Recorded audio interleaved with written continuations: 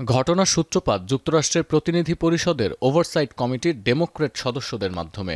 যৌন নিপীড়ন ও নারী পাচারের দায়ে দোষী সাব্যস্ত জেফ্রি অ্যাপস্টেইন তার এক সহযোগী এবং এক লেখকের কাছে এমন কিছু ইমেইল পাঠান যেখানে একাধিকবার উল্লেখ করা হয়েছে মার্কিন প্রেসিডেন্টের নাম। গেল বুধবার ওই ইমেইলগুলোই প্রকাশ্যে আনেন ওভারসাইট কমিটির ডেমোক্র্যাট সদস্যরা। বার্তা সংস্থা রয়টার্স বলছে, অ্যাপস্টেইনের সহযোগীর নাম গিসলেইন ম্যাক্সওয়েল, যিনি ছিলেন অ্যাপস্টেইনের প্রেমিকা, আর ওই লেখক মাইকেল ওলফ ট্রাম্পের ঘনিষ্ঠ মিত্রদের একজন। মার্কিন সংবাদ মাধ্যমের দাবি, ম্যাক্সওয়েলই অপ্রাপ্তবয়স্ক মেয়েদের যৌন কাজে সম্পৃক্ত করতেন, আর ইমেইলগুলো থেকে প্রমাণ হয় ট্রাম্প নিজে ওই মেয়েদের সম্পর্কে জানতেন। তবে ওভারসাইট কমিটির এই আচরণকে ট্রাম্পকে কলঙ্কিত করার অপচেষ্টা বলে উল্লেখ করছে হোয়াইট হাউস। শুধুমাত্র সিটি ব্যাংকে অ্যাকাউন্ট থাকলেই করতে পারবেন গুগল পে, তাই অ্যাকাউন্ট খুলুন আজই। আর এই তথাকথিত অপপ্রচারের বিরুদ্ধে পাল্টা পদক্ষেপ নিয়েছেন মার্কিন প্রেসিডেন্ট।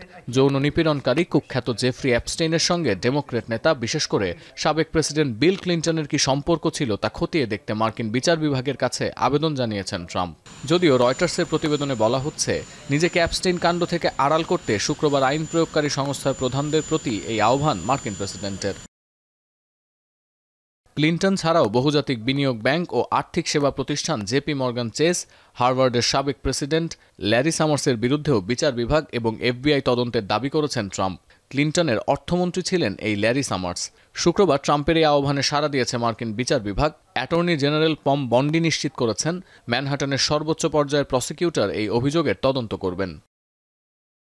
এদিকে যৌন কেলেঙ্কারির ঘটনায় অ্যাপস্টেইনকে সহায়তা করায় ২০ বছরের কারাদণ্ড ভোগ করছেন তার সহযোগী ও প্রেমিকা গিসলেইন Maxwell.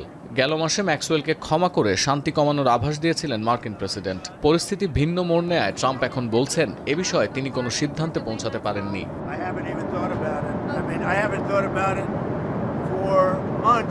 Maybe I haven't thought about it at all. You're just asking me a question, but I don't talk about that. I don't rule it in or out. I don't even think about it. নিপীড়নকারী অ্যাপস্টেইনের সঙ্গে ১৯৯০-এর দশক থেকে ২০০০ সালের শুরুর দিকে ট্রাম্পের যোগাযোগ ছিল।